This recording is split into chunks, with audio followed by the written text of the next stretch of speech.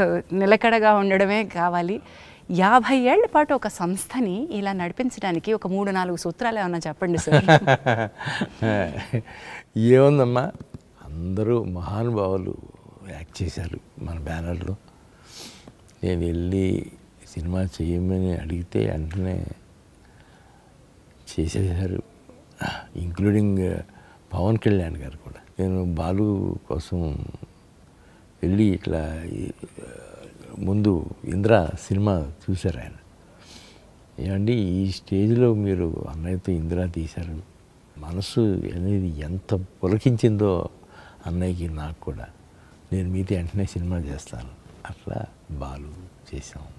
Yes. And Ashwini Dutt గారు is not just a film maker, he's a king maker. ఇది నా personal opinion. నాతో చాలామంది ఏకీభవించే వాళ్ళు ఉంటారు. you've introduced kings to the cinema, you've made kings. వాళ్ళు స్టాల్వార్డ్స్, వాళ్ళ రంగాల్లో వాళ్ళు స్టాల్వార్డ్స్గా నిలబడ్డారు. But you for me are a king maker sir. చాలామందిని మీరు ఇంట్రడ్యూస్ చేశారు, చాలామంది పాత్వే పేవ్ చేశారు. నేను ఏదో చేశానని నేను ఎప్పుడు ఏం ఫీల్ అవనమ్మా. కాకపోతే నేను తీసిన 50-60 సినిమాల్లోనూ ఇలాంటి క్యారెక్టర్స్ని ఇవ్వటం, ఆడ ఇది చేస్తూ ఉంటే నేను ఆనందపడటం, ఇవి ఎక్కువగా జరిగినాయి అమ్మా. I'm very happy for that. Yes. మీ అంటే పిల్లలు నెక్స్ట్ జనరేషన్ రావడం ఒక ఎత్తు అయితే, ఇప్పుడు చిరంజీవి గారు, కృష్ణ గారు మీ బ్యానర్లో వర్క్ చేసినట్టయితే వాళ్ళ పిల్లల్ని కూడా మీ బ్యానర్ నుంచి ఇంట్రడ్యూస్ చేయాలనుకోవడం, అది వాళ్ళు కూడా మిమ్మల్ని నమ్మి ఇచ్చినటువంటి బాధ్యతే కదండి. ఇచ్చిన బాధ్యతేనమ్మా. ఫస్ట్ కృష్ణ గారమ్మా, నెక్స్ట్ చిరంజీవి గారు, అందరూ అరవింద్ గారు, తారక రత్న, ఒకటో నెంబర్ కుర్రారు కానీ తారక్ స్టూడెంట్ నెంబర్ 1 అన్నీ అట్లా వచ్చినాయనమ్మా. ఆ సీజన్లో నేను కూడా రాఘవేంద్ర గారు పక్కన ఉండేవారు కాబట్టి కొన్ని సినిమాలు ఆయనతో పాటు పార్ట్నర్షిప్లో తీసాం కదమ్మా. 2-3 సినిమాలు తీసాం. దర్శకేంద్రుడి మ్యాజిక్ టచ్ తోటి వచ్చిన, బట్ దెన్ అది ఆ చొరవ, ఇది మీ మీద నిర్మాణ సారథ్యం బాధ్యత పెడితే ఎంత ఎఫెక్టివ్గా మీరు వర్క్ చేయగలుగుతారనే నమ్మకం కూడా ఈక్వల్లీ ఇంపార్టెంట్. నిజమమ్మా.